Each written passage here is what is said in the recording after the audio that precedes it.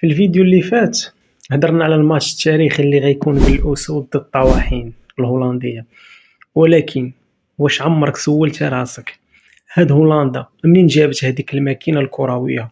وشكون اللي زرع ليهم هذيك الأديان اللي كيتمتع بها العالم كامل؟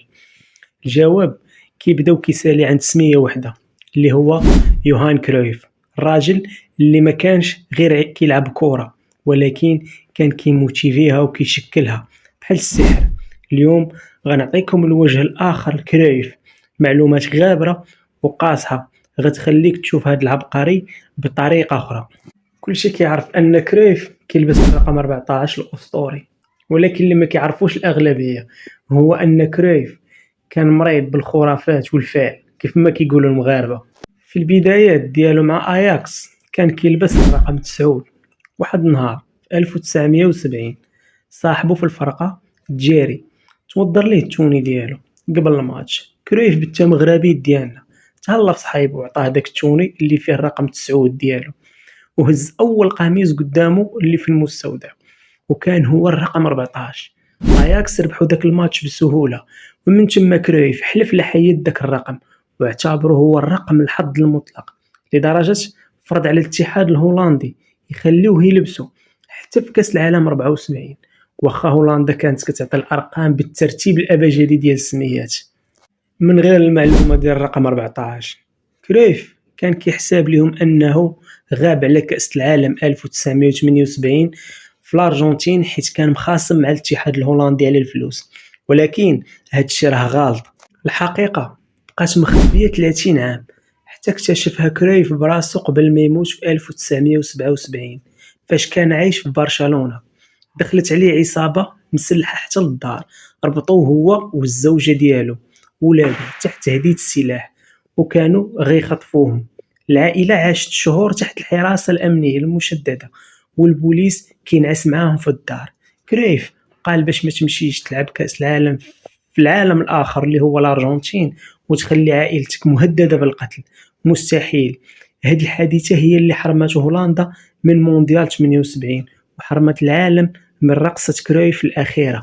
خونا كانت عنده واحد الهيبة اللي غتبان لك في المونديال ديال 74. المنتخب الهولندي كان مسبونسوريه أديداس اللي فيها الخطوطة بثلاثة في التوني، ولكن كرويف كان عنده عقد مع بيما، عقد شخصي ضخم من المنافس الأزلي، وقال لهم أن أديداس ما نلبسهاش.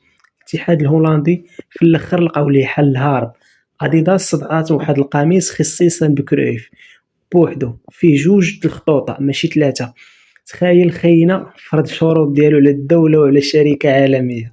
وباش نفهموا هاد خونا علاش كيتشرط على الشركات والدوله خاصنا نشوفوا الانجازات ديالو اللي بدلات خريطه الكره. كرويف ماشي غير ربح بطولات، هو صنع امبراطوريات. قبل كرويف اياكس كانت فرقه عاديه في هولندا، معاه ربحوا 3 تشامبيونز ليغ النسخه القديمه في 71 72 73. واش كتعرف شنو فرقه هولنديه تسيطر على اوروبا بحال هكا؟ هاد الانجاز كيبان مستحيل دابا. هو اللاعب اللي حيا البارسا من الموت فاش مشى للبارسا في 1973 كلاعب. هاد الفرقه كانت مقتوله وما واخداش الدوري منذ 14 عام. في الموسم الاول ديالو جاء وقلب الطاوله وربح معاهم الليغا، وربحوا الريال مدريد في قلب البرنابيو ب5-0.